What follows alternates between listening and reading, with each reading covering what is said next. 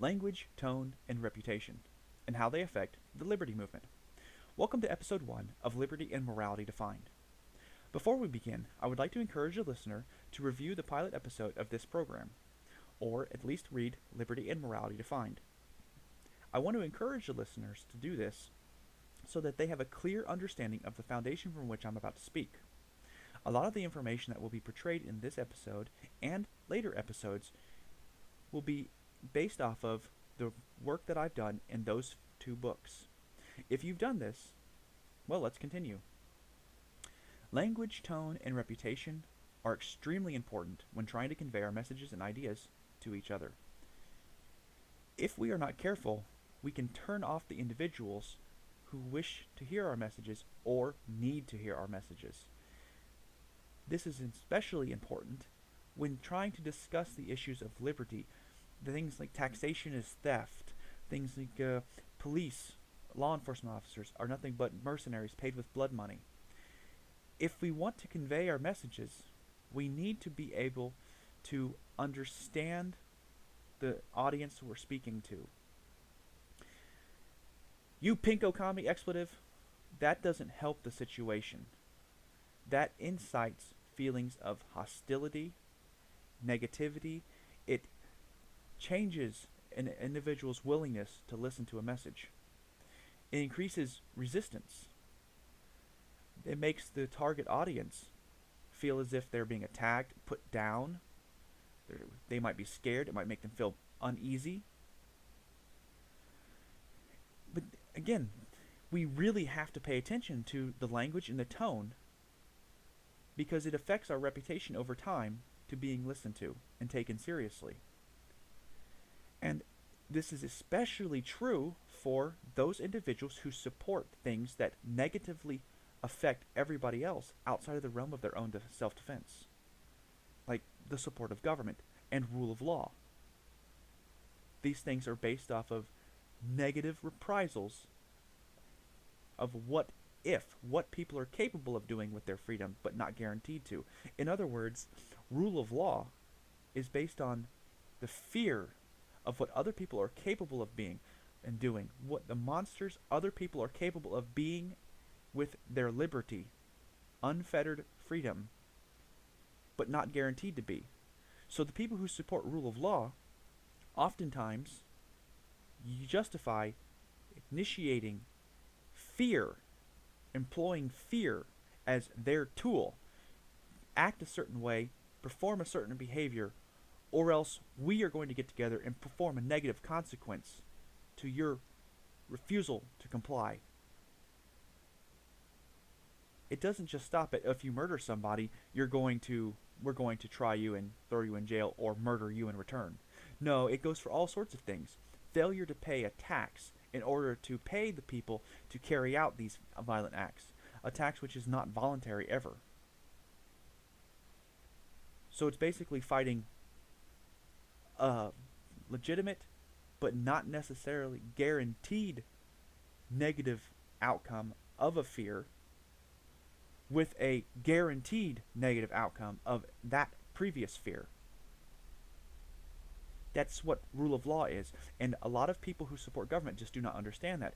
So if we want to get our messages across to them, they believe that they're doing something noble. So we need to be mindful of the language that we use, the tone of that language, and our reputation for using such things. So when I try to convey messages, I try to avoid using nasty language, aggressive language. It's very difficult. It's not easy to do. I'm human just like everybody else. So I try to affect a neutral tone, neutral position. I prefer to use a slightly positive message, but not necessarily with an overly positive emphasis on it. Just enough that makes sure that the people I'm discussing these things with understand that I don't want to ride the fence of neutrality and come across as possibly willing to jump the ship and be on the other side. I just don't want to do the overemphasis on the positivity because it makes, personally, I can't handle it. I don't like it. it kind of turns me off to the message. It's like, oh, everything's going to be fine and there's not going to be any problems with the world. No, there's going to be problems with the world, absolutely. So that's why I don't like the overly positive message, at least not all the time. Every once in a while it's okay, but my style is mostly neutral with a slight positive undertone. Also, it's important that we don't necessarily let on to them, whoever we're speaking to, necessarily know that we feel that they are wrong or harming us, at least not right out of the gates. We want to try to convey our messages in such a way that gives our listeners the feeling that they are in control of figuring this out. That's important. It's not easy to do, and it's also why I kind of prefer to write and simply just put my work out there. Because when I write, I can just put my idea out there. There is no voice, there is no tone, there's no anything. I can control every word and how it's going to be interpreted for the most part with far greater success, because there's none of that underlying tone of voice, the inflections of the words. There's none of that's going to accidentally convey a bad message or give a accidental change of the tone or the context of the word. I was a little resistant to creating these audio commentaries for that purpose, but I decided might as well open up to a larger audience, and that would help. But doing this, watching your language and your tone, is very difficult to do. It's actually often extremely difficult to do, and why I think that a lot of the people in the liberty movement fail to get their messages across. This is absolutely the reason why so many people who support government in any realm of politics in the United States, Republican and Democrat and big L libertarian parties and all the green parties and all this, they are constantly at each other's throats because they are constantly bashing and putting each other down. Instead of trying to figure out each other's positions, they assume they already know it. And if they do that to each other, you know they're going to be doing that to those of us who do not support government at all, in any capacity, because we understand the foundations of the non-aggression principle, or the foundation of the non-aggression principle. And if you've read my book, Morality Defined, then you absolutely understand the foundation of the non-aggression principle. So, getting our messages across is going to be extremely difficult to do, and it's going to require a lot of patience, a lot of practice, constant vigilance, more practice, more patience, and it's going to require us to be intellectually secure in our own minds. But where does this intellectual security come from? Intellectual security is about being comfortable in your own mind. It's about being the absolute master of your own mind. You have to be willing to accept the fact that you're going to fail when delivering these messages. You're not going to reach everybody you're speaking to. You have to admit your mistakes, and admitting mistakes and failures, especially in public, it's wrought with a negative, nasty undertone. You'll be ridiculed relentlessly. And this is why, if you come across as negative to those you're trying to reach your message with, or hostile or aggressive in any way, that they will instantly start to defend themselves. Because there is this nasty stigma attached with being wrong, making a mistake, or failing in public, with being a weakness. And making a mistake is not a weakness. Failing to recognize that mistake, or doing something wrong, or a failure, is the weakness. That's the weakness. And it's only compounded by people perpetuating this subconscious idea that making a mistake or failing or doing something wrong, innocently doing something wrong, is a weakness in itself. And it's not. In debates, this often comes across as an attempt to shake the means of the ability of the individual to deliver their message. Oftentimes, people who are using aggressive language and they're ridiculing whoever they're dealing with, they are using hostile, aggressive tones and language in order to shake the ability of that individual to deliver their message, as well as implementing a means to solidify their position of not having to hear anything conflicting with their ideology. It's the same means that is used to promote government. Government based on fear. The fear of what others are capable of doing but not guaranteed to do. Well, if they're going to fight fear with fear, and that fear justifies the use of coercion to gain compliance to their ideas, then whether they realize it or not, they're using that as their springboard, as their example, as their justification for using violent and aggressive language to coerce your conformity. I have a couple of examples that I'm going to share with you later on in this program about how that works, so you'll understand why it doesn't work. But for now, we want to avoid that, especially when delivering our message. It doesn't matter if we decide that we want to defend ourselves verbally, we should be able to, but sadly, it'll create problems. Just because rule of law is nothing but fear used to coerce a desired behavior into others, and it's a violation of the non-aggression principle, we have to be careful with that.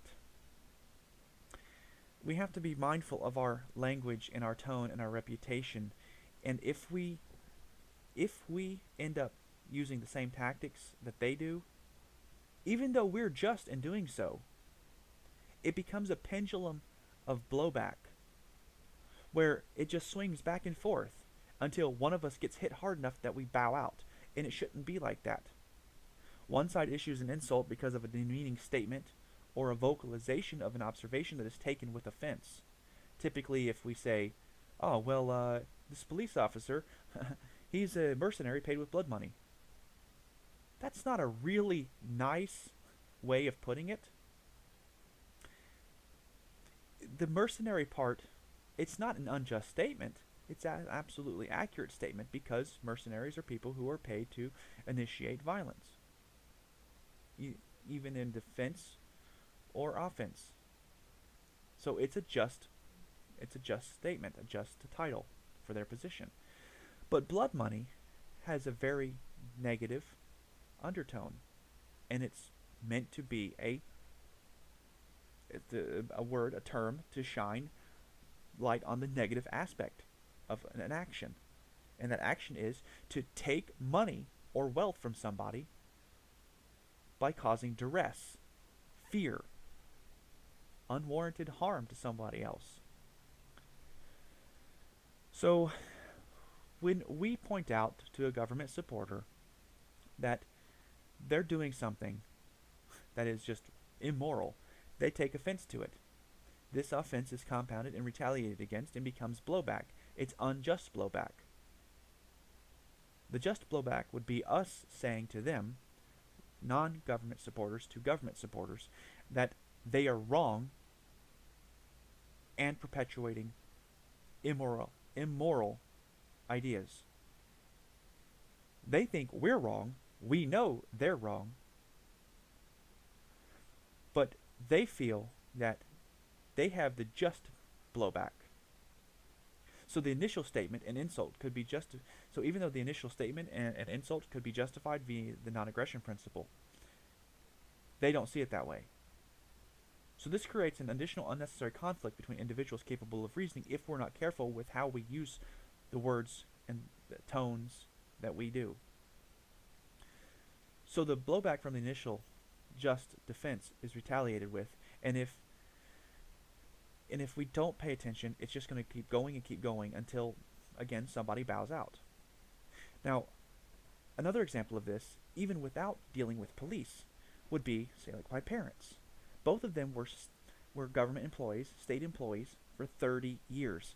If I walk up to them and I tell them, you know, you guys perpetuated an immoral system, they're going to be really upset with me. Because for 30 years, they felt as if what they were doing was honest labor. By telling them they did something immoral for 30 years, it's going to make them feel as if what they did was not valuable. It's going to devalue the amount of value that they placed on their work. It's going to make me seem as if I'm ungrateful to them for taking care of me. And I don't want them to think that. I just want them to realize that what they did was perpetuated something that was really not good. Because even though their work was honest, their work was fueled by dishonest means. Their work was fueled by taxation. Taxation is not a voluntary means. Taxation is about imposing one person's will over another person's will to subsidize that individual's inadequacies to acquire wealth necessary in order to pay other people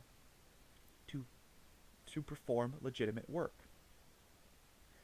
In other words, it's the pointing of a gun to coerce conformity instead of actually providing a service that is rendered by getting people to voluntarily agree to such.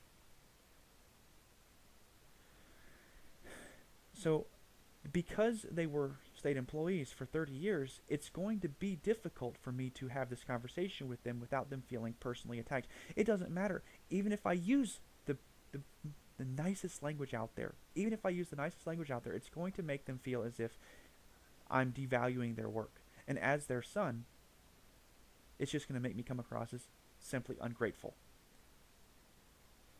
So I try not to do that. And it's very difficult, and sometimes there's just nothing that you can do about it. So we have to just take baby steps and be vigilant.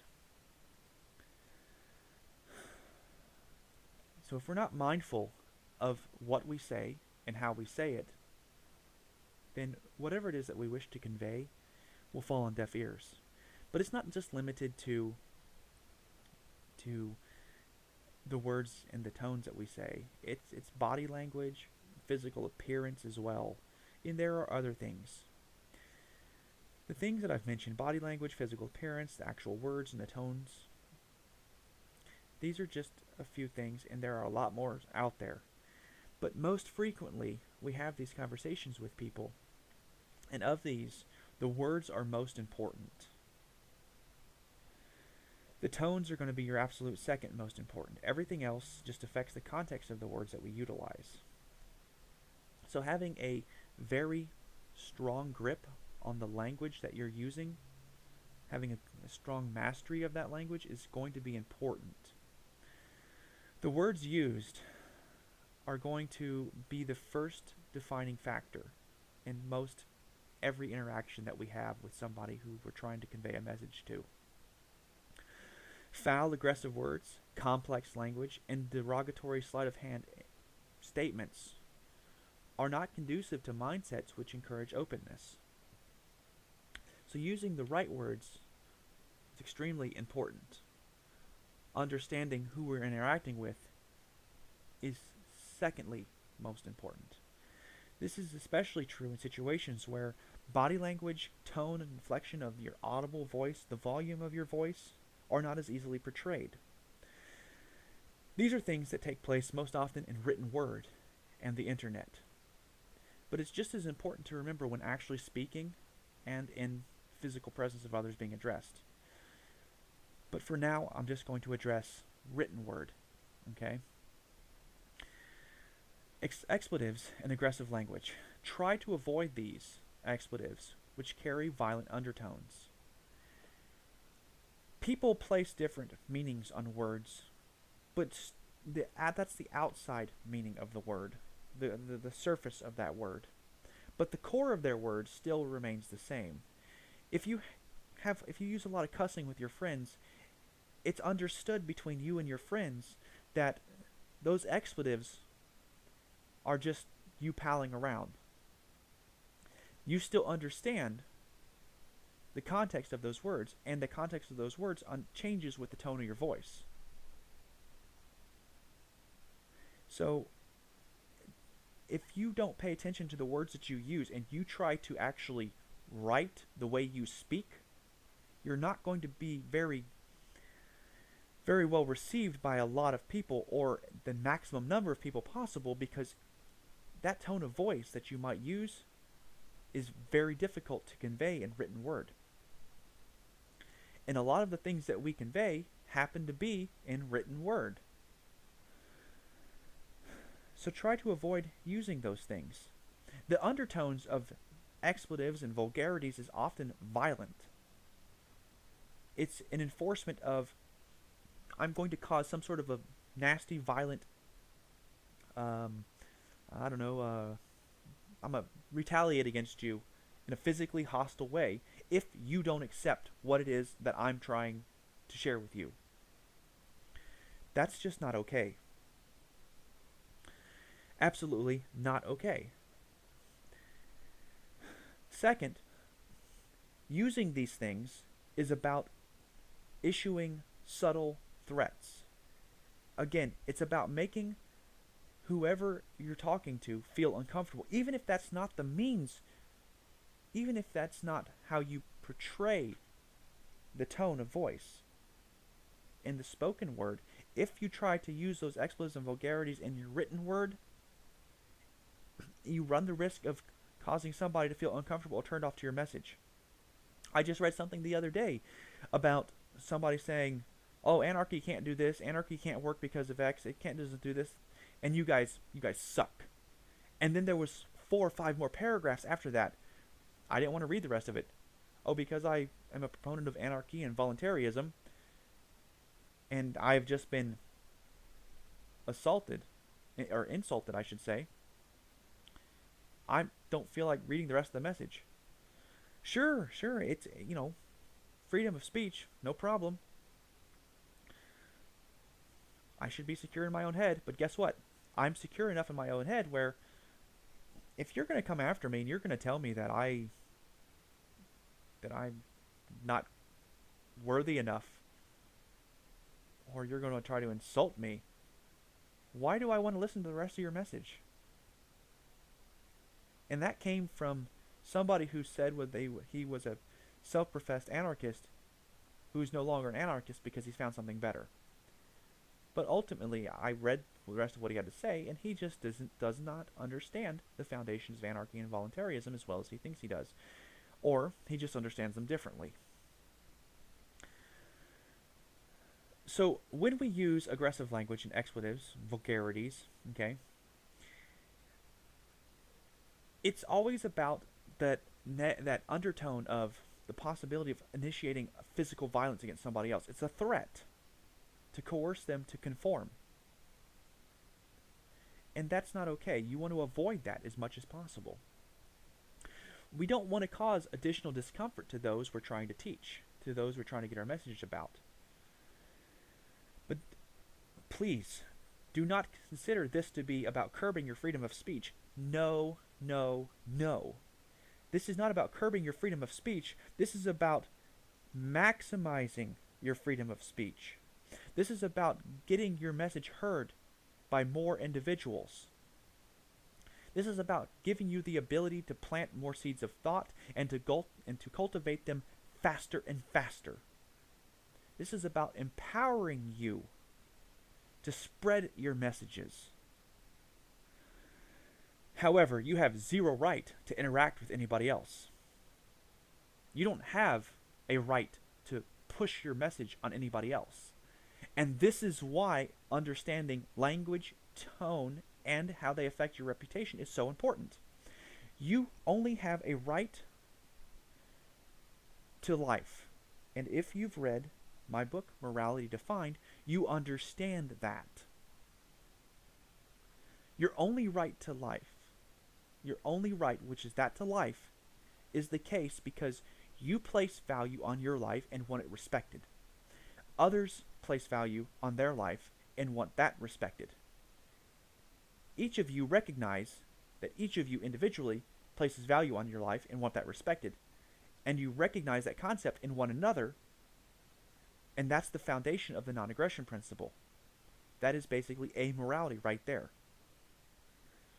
And the only right that you can have is the right to life by mutual respect of one another, of the value one another has placed on each of their individual lives by themselves. So that is the only right you can have. Having a right to freedom of expression or freedom of speech and forcing others to recognize that is the same thing as forcing them to listen to that crap music that's blasting the bass in your car stereos going down a residential road. Forcing them to recognize and look at your message of, oh, I want equal rights, LGBT equal rights. Having your parade and forcing it on taxpayers to clean it up afterwards. You don't have a right to that freedom of expression and speech. You don't have a right to be recognized. You don't have a right to a job if the people you're trying to get a job from do not want to scare off their customers because you have a plethora of tattoos all over your face, piercings everywhere, and you look like something out of a Hellraiser movie. That's not something that sits well and makes a lot of people comfortable. I don't have a problem with it. I happen to like women with piercings and tattoos. I love it when a woman changes the color of her hair and she's got like purple hair and one day and bright blue hair the next week. It doesn't bother me. That's my personal preference. I kind of like that. I think it's cool. It's freedom of expression. However, I don't want to do that with my body. I like seeing it on other people. I don't like seeing it on me. And a lot of these people are very interesting individuals. They have a different outtake on life, and that's great. But because I want to keep my options open, and because that's not what is mainstream, because that's not what is generally accepted, because of lots of negative, nasty, and oftentimes unfair, but not always unfair, stigmas attached to these things, people will reject you from giving you a job because your freedom, your choice of how to express yourself ends up being something along the lines that has a very negative aspect to it. Because it's different, people are often afraid of different. Sometimes you have to, if you want to interact with somebody, and if you want somebody else to feel comfortable interacting with you, you have to be mindful of the things that you say, do, and how you act with them. So you don't want to turn people off. You want to be as appealing as possible to the individual you wish to interact with. You have to cater to their fickle whims and desires in order to get your message across. So if you go up, you pinko commie expletive, you're not going to get a lot of open-minded, open-armed acceptance with that. It's not going to happen.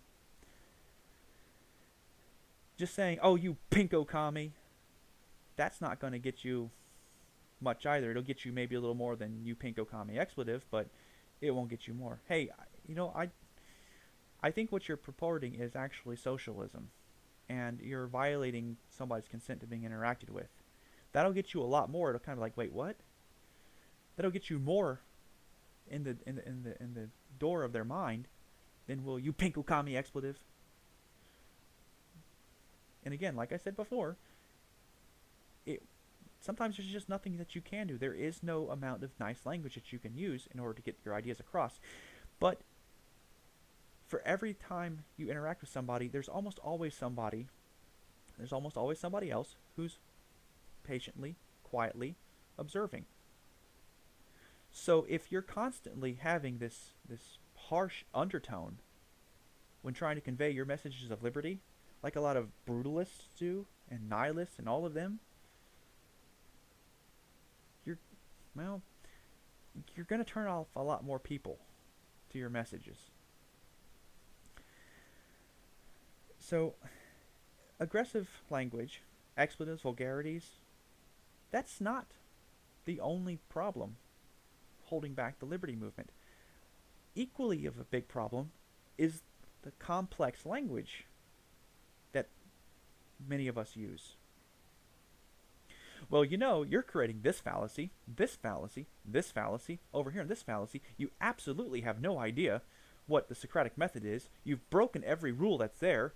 And on top of that, you're creating a fallacy. Good job. Wait, what? Huh? What? I, oh my, I don't understand. Never mind. I'm not listening to this crap.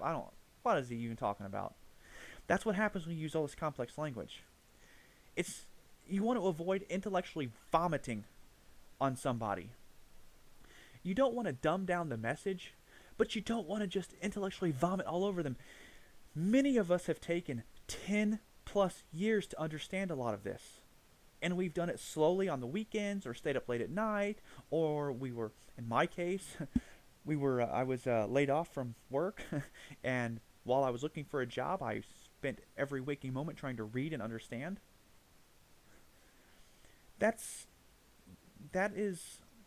We took the time to understand this, so we need to take a little bit more time, have a little bit more patience, take a little bit more time to be vigilant in how we practice this in order to get our messages across. We need to be more mindful of the language that we use, the tone that we use.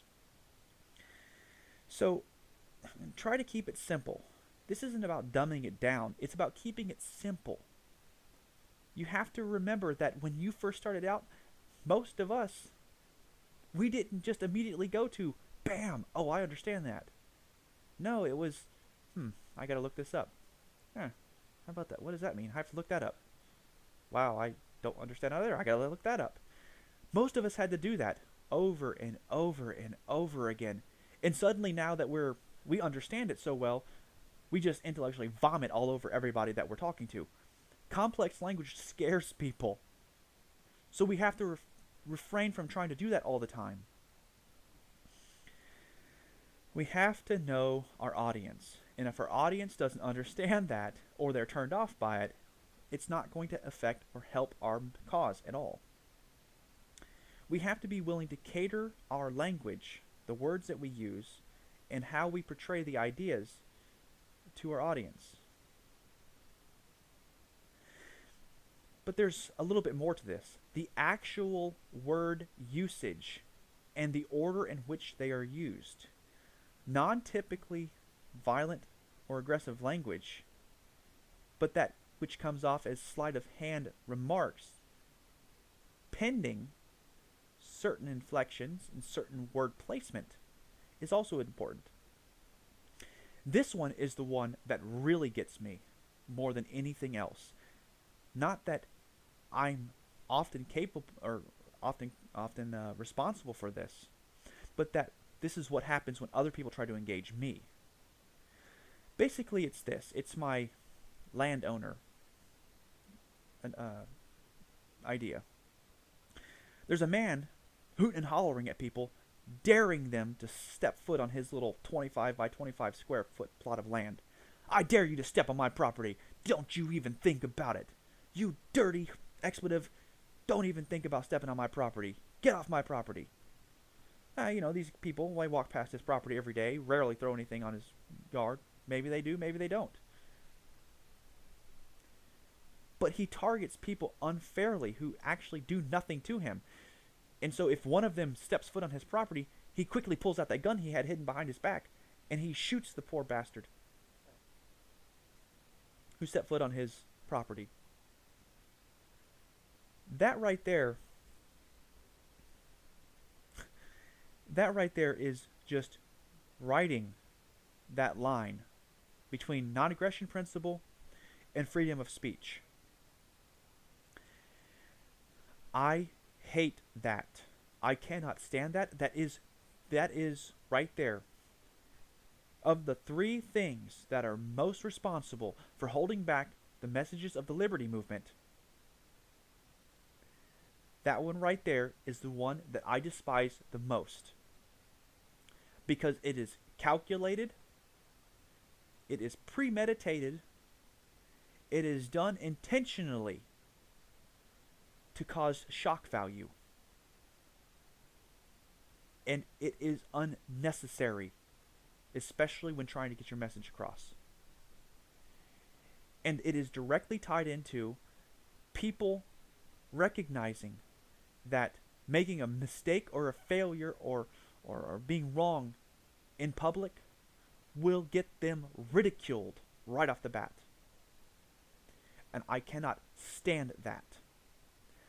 I don't chastise people for making mistakes until they have compounded the mistake so much by refusing to actually listen to the things that they're stating and to seek reason.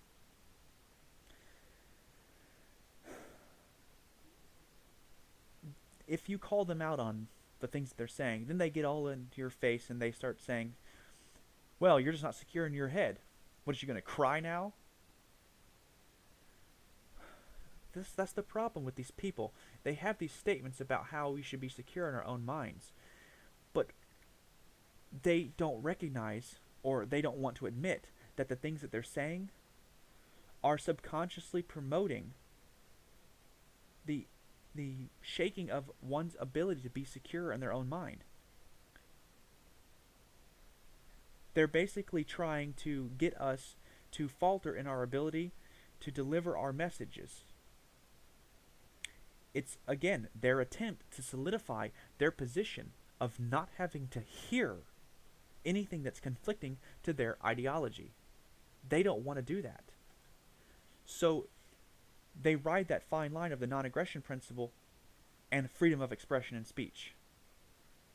And if you recall in Morality Defined, I explained that anything that is used to make somebody else feel bad, to intentionally change their state of mind from neutral or whatever it is to anything less than what it previously was, is immoral if it is done outside of the realm of your self-defense.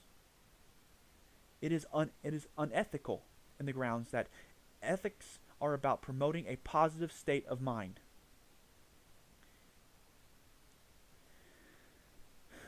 So that right there that's unnecessary. And it comes across. It comes across in a lot of things. I have a couple of examples that I told you previously that I was going to share with you. I had one individual. He approaches me on a forum that I had previously posted in.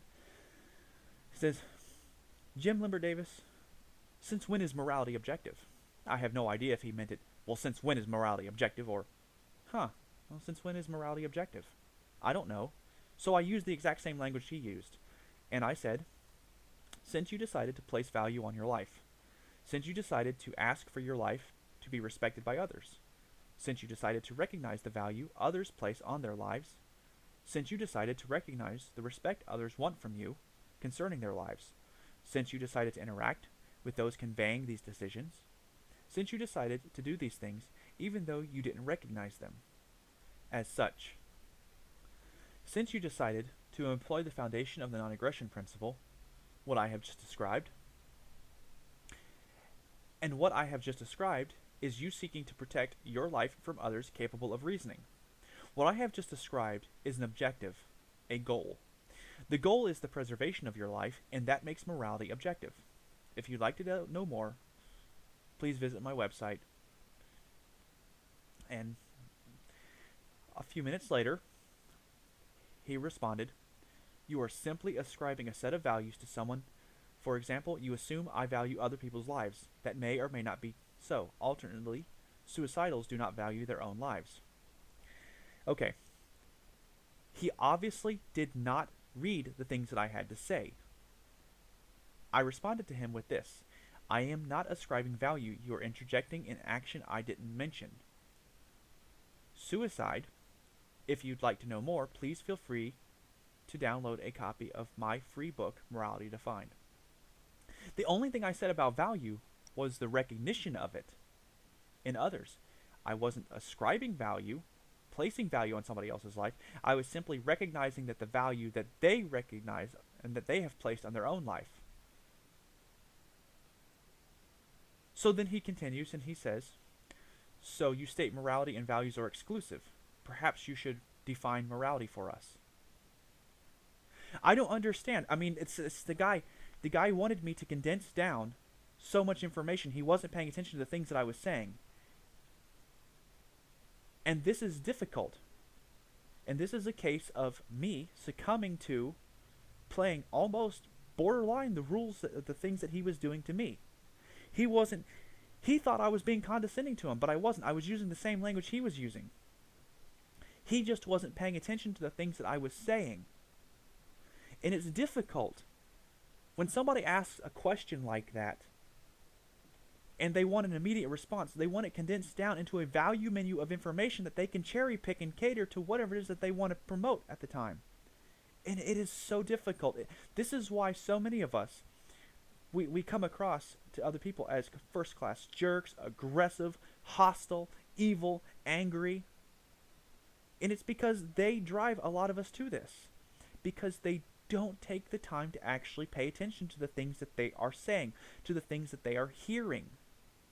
It's difficult to not intellectually vomit on people after you have spent so much time understanding and studying these things. It's difficult. But this little exchange keeps going. I wasn't particularly pleased with this fellow, so I decided to go ahead and say, I did a screen capture of the previous statement I had, which says, I am not ascribing value. You are interjecting an action I didn't mention. Suicide. If you'd like to know more, please feel free to download a free copy of my book, Morality Defined. I highlighted that with the green circle and pointed to it with a green arrow, because he basically wasn't getting it. Then he comes back with, so this is basically a plug for your writing. Then he says again, perhaps I would rather not wade through it. See, that's just dishonest. That right there, what he did was akin to the fellow on that plot of land, the example I gave previously. That's what he's doing. So my response to it was this: okay, take it or leave it.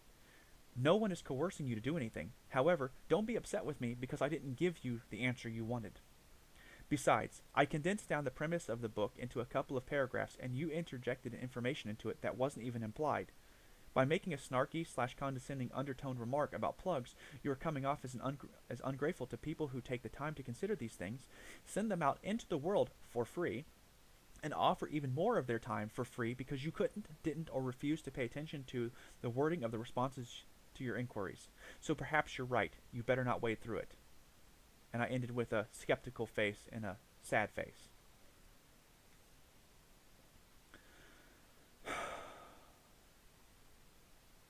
It's really, I didn't want to have to do that, and I really, really didn't want to do that. But he comes back and he says, so who's condescending now? Congratulations. Pretty sure you proved your purported logic isn't worth my time. Simply by stating morality is objective, you are making a subjective statement.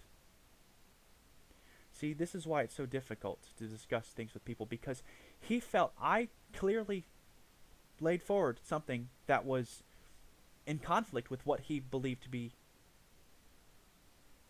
right. Sometimes there's just nothing that you can do. There's just nothing you can do. He felt like he had to be right. So I responded with, okay, but I'm not worth you time. Sad face. And I intentionally put you instead of your. That was absolutely intentional on my part. I've made that mistake before, but this time it was intentional because I wanted to see what was going to happen. And yep, he just wanted to be right, and I proved myself correct on that. So I no longer responded to him because his next response was asterisk your spelled correctly to correct me. See, that's how I know that I don't need to deal with those individuals. Some people just want to be right. They just want to be in control. It's difficult. We can't reach everybody. Sometimes we're just going to have to let people hit rock bottom and be done with it. Let them fall. Just let them fall. There's nothing that you can do about it. If you've read my book, Morality Defined, you understand where I'm coming from. I made an example about that concerning a fellow stranded on the side of the road who's in dire need of assistance. But I have another example too, where this guy, right out the gates, comes off and attacks me. Now, the previous example was somebody had asked a question, and I responded.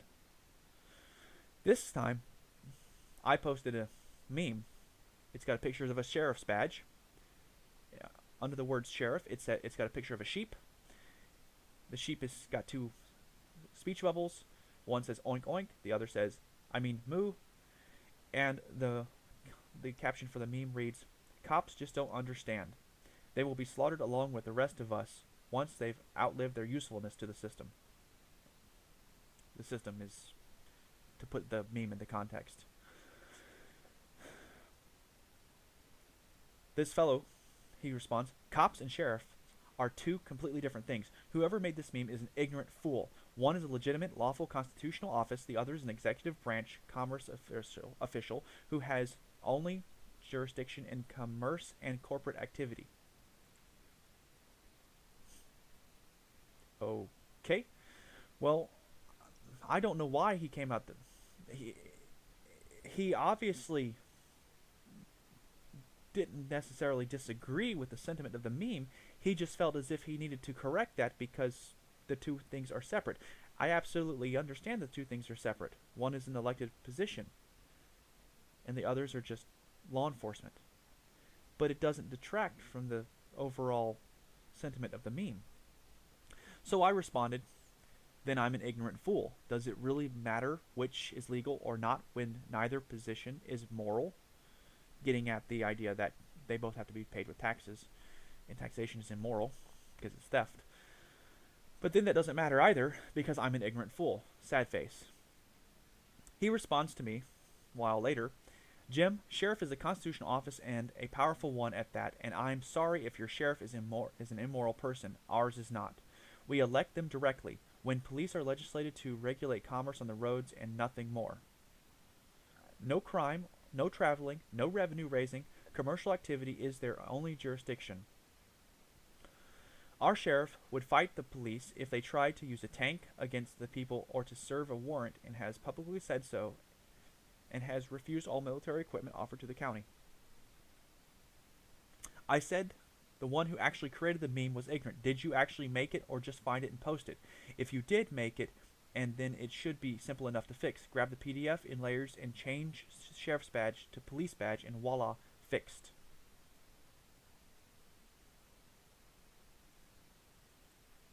See, language is important because if he didn't want me to feel at all offended, all he had to do was just say, "Hey, I don't agree with the cop and the sheriff thing there. What's the deal?" But no, he came out on the offensive right away, and that's what happens. That's how we come across as liberty leaders when we say, "Oh, you pinko commie expletive." That's how we come across as. My response to that was, it doesn't matter how legal or constitutional a position is. All positions of law enforcement mentioned are compensated with tax money. Taxation is theft. Theft is immoral. Taxation is required to uphold and maintain the rule of law, the Constitution. So the meme stands correctly with the message that all mentioned are still sheep perpetuating a system of unnecessary enslavement based on fear and calling it rule of law. And yes, I made the meme. No, I'm not changing it. And it would have been much easier for you to just state what you stated instead of issuing an unnecessary insult. But you didn't do that. Oh well. Guess getting your message across without shock value isn't very important, nor is reputation with those you'll likely never meet.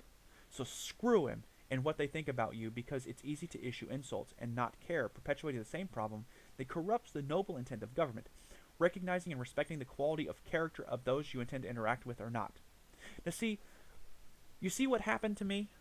I succumbed to the same thing that he's doing. Now granted, calling police and government supporters sheep is not exactly a good idea. He didn't call me on that. He called me on something else. But by calling cops sheep, it was a sort of shock value. And like I've said, it's incredibly difficult not to take this seriously and try to be demeaning and condescending. It's difficult not to do that, especially when we are absolutely right and justified via the non-aggression principle. It's much easier to issue a few insults and much less violent to issue a few verbal insults than it is to actually pull a gun on somebody and force them to give you money to pay for their employment, which is what cops do, which is what the sheriff does under rule of law. Beneath a government, a constitution. So, if If what I did was aggressive, the police department is even more a violation. But at least my violation wasn't anywhere near the severity of what he does. But that doesn't make it okay either. It makes it just via the non-aggression principle because I have every right to defend myself, at least by speaking out. But because the people who will hear this message don't always agree that law enforcement, rule of law, is immoral, they'll take it as the first punch, despite the fact that they're hitting and beating the crap out of everybody else with every ballot that they check and submit in the voting process to initiate violence against other individuals, to coerce them to conform to their ideologies, to what they think is necessary to perform and create a peaceful civilized society. Eventually, this fellow responds again, and he says to me, "All taxation is not theft, and to think it seems, at least to me, to be juvenile and ignorant of constitution of this union's history. In fact, the taxation used to pay an entity is built within itself and always has been in the United States, and so you see to understand I'm speaking about the states, not the feds. If you think a sheriff has no understanding, call or need of duty and or basis in history, then you are just fucking stupid." His word, not mine. And I don't know why I should bother with stupid people. Ignorance is one thing, and it is curable, but stupidity is a whole other ballgame and is incurable, and so I see no reason to continue if you can see no reason for laws or judges and no reason for some taxation.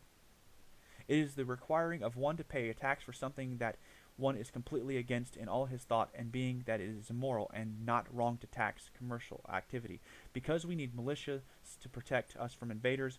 But I assume you are so fucking stupid, again, his word, not mine, to understand those kinds of words or needs. You want to live in chaos where the one with the gold and the biggest guns rule, and that is what we have and live in now. The ones with the gold and the biggest guns are ruling, and look how well it is all running for us now. Adios. I wish you luck in your Darwinian existence, and hope that luck, chance, and favor always finds you, because the moment you need fundamental services, you really become nothing more than a hypocrite, and a stupid hypocrite is a sight to behold. Now you see what happens? I justly defended myself with that meme, and wasn't exactly my favorite, wasn't exactly one of my most shining moments, but you see what it gets for me? Even if I didn't use that meme and I simply said, "Cops are mercenaries paid with blood money," I would have received this similar treatment, because that's essentially the undertone of that meme, and this is what I was met with. So I responded with this, and the guy had so many logical fallacies in his argument that it was ridiculous, but this is what I responded with. I said, "Okay, if you want to believe you are superior to me, I'm okay with that. You don't need my approval, nor am I suggesting you are asking. However, you have completely and totally missed the point that I presented and decided to continue with what you felt was the actual point of discussion. So let me state it once more. Taxation is theft. All taxation is theft, as it is not voluntary ever. There is no choice in the matter that does not involve duress or underlying threats of negative consequence for non-compliance in the matter. To even suggest that I might go without something to state as being voluntary choice is not free of duress. It is simply this: drive my car and pay the tax, or do not and be far more limited in what might otherwise be faster free travel of my own merit. Even to suggest that I might leave the jurisdiction of the self-appointed authorities enforcing taxation is to reject the concept of consent to being interacted with. If an individual is allowed to give consent to being interacted with simply because he or she exists beneath a group that claims violent monopolistic authority over a set of boundaries, then that is duress and immoral. It is immoral on the grounds that the consent is not respected. Self-ownership is not respected.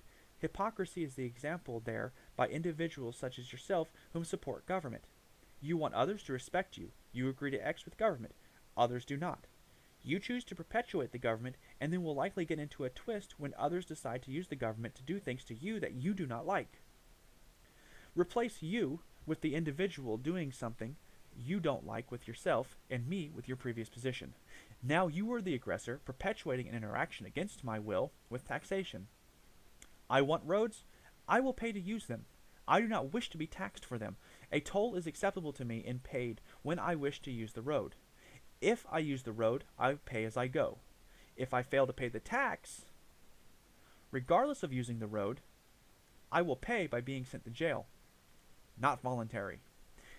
That is your argument for taxation. Because you fail to recognize that, because you choose to insult the quality of my character and intellect, because you prefer to blur the lines between constructive criticism and insults, I would like to berate you, but I won't. Instead, I'd like to ask, why are you so insistent upon demeaning me? What did I do to you in order to deserve such mean-spirited treatment? You obviously think you're right. That's fine, but your logic is poor, your tactic is poor, you verbally strong-arm me and expect me to see reason instead of resisting you further. Oh, he used strong language against me. I must submit, lest he calls me stupid again. I just should agree with him, so he doesn't berate me and make me possibly feel worse. Gosh, he was right, because he used strong language that was insulting to me. That's what you're seemingly trying to accomplish. Why? The only hypocrite here between us is you. I have not made any assumptions here. You have. I've not presented conflicting ideas as my case for argument. You have. But worse is that you initiated the insults. Why? What purpose does that serve? So, when we go back and we recall that when using aggressive language, okay, in your means, in your delivery system to convey an idea, that language shouldn't bother us, but it does. Even no matter how secure we are in our own heads, it bothers us, even if it's just for a split second. It's because that language is designed to create unnecessary duress and discomfort as a means to shake our ability to deliver our message. And it's an attempt to solidify the individual, the user of that aggressive language. It's an attempt to solidify their ability to not hear anything conflicting with their ideology. Again, it's the same underlying premise of using fear to fight fear instead of using inquisitiveness and curiosity to fight fear, to understand it. This fellow didn't care. Instead of actually debating me on the issue of why cops and sheriffs are both immoral, he chose to pick something apart that distracted from the issue. That may not have been his intent, but he didn't exactly honestly take on the issue of taxation.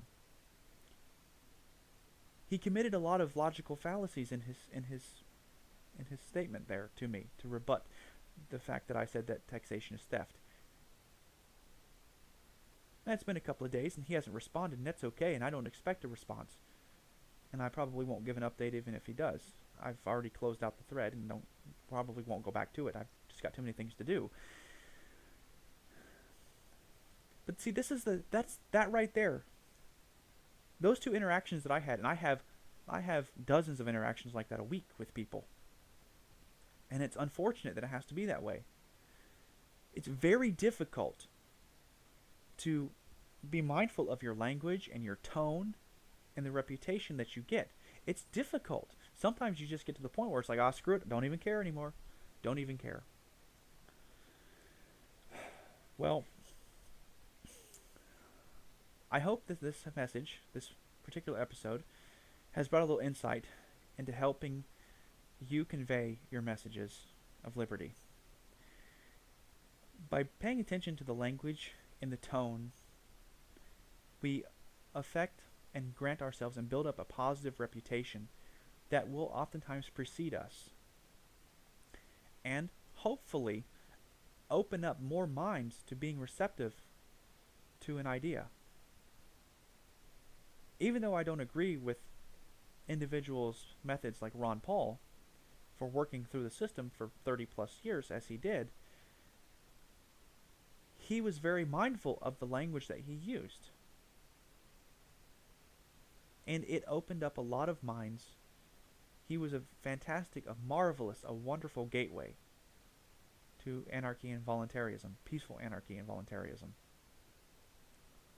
So we need to be mindful of these things. That's the end of episode 1, language, tone, and reputation, and how they affect liberty and morality. If you've enjoyed this episode, I would like to encourage you to donate. Now, you can do this through my website at www.jimlimberdavis.com. Also, be sure to find me on Facebook at facebook.com/libertydefined. Follow me and like my page there. And be sure to share this message with others in the liberty movement. All right, until next time, have a good one.